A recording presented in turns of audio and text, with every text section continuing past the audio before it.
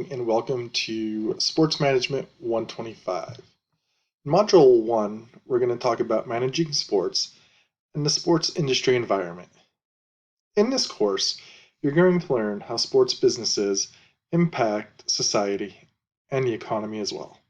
The sports industry is larger than it was 30 years ago. Today, there's more additional opportunities to work in professional sports leagues, such as soccer and lacrosse. In addition, you could choose to work in more athletic apparel companies, such as Under Armour.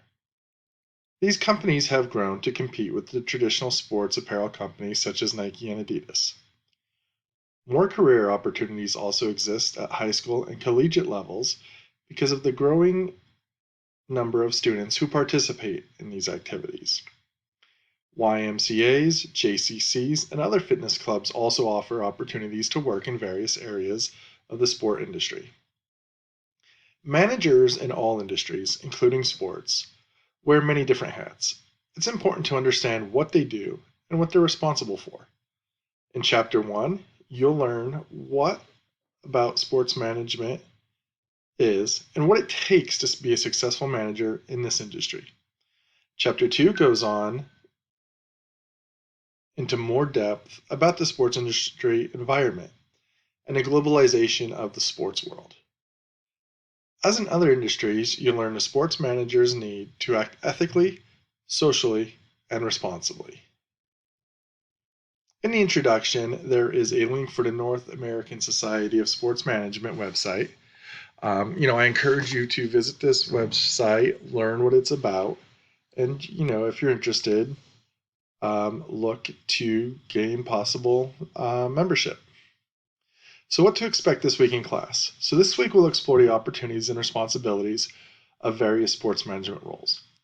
We'll also touch on ethics, social responsibilities, and how they relate to sports. You will be able to discuss previous experiences with coaches and research a sports scandal. Your weekly assignment will be answering questions on a case study about Noah Villain.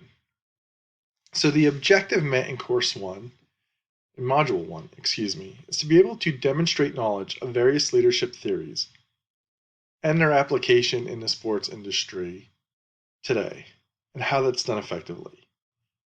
After you complete Chapter 1, you should be able to, it's all laid out there for you.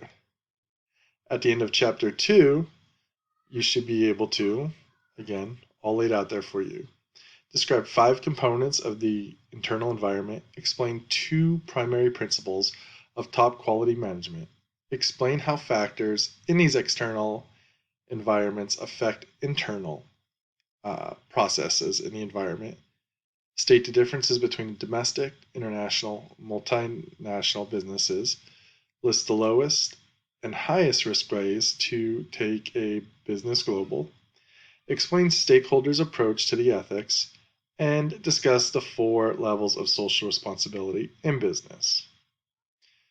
Your to-do list for Module 1 will be to look at all the content, read chapters 1 or 2, complete your discussion questions, and complete your case study that's due by 11:55 Sunday night. I'm looking forward to going on this journey with you this semester. Please contact me at any time you have questions. I do my best to get back to you within, the 24 hours, but I always get notifications sent to my phone, so I'm pretty quick at getting back to you as soon as I can. I'm here to help you succeed, and I look forward to doing that. Until next time.